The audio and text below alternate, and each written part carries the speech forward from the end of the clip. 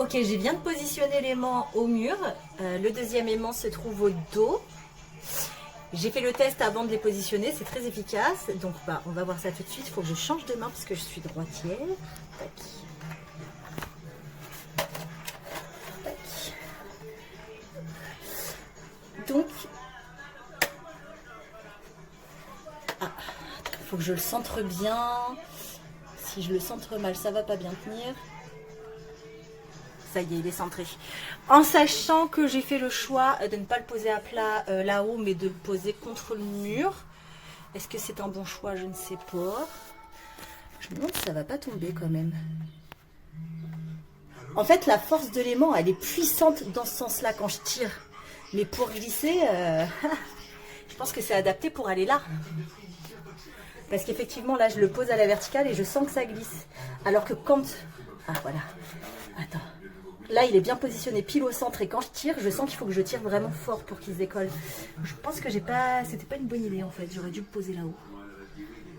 Je remets ça là. Je suis sceptique. Est-ce que ça va bien tenir?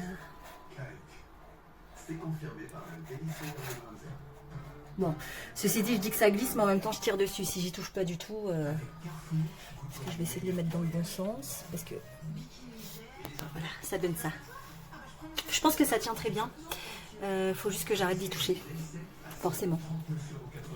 Je vais redescendre. Du coup, ça donne ça.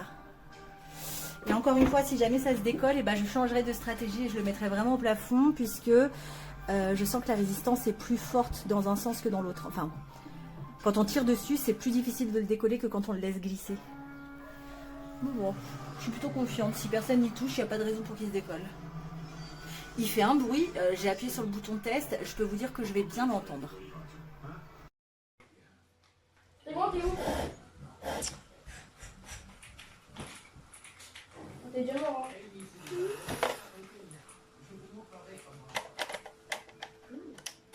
Pourquoi Ryan il est mort?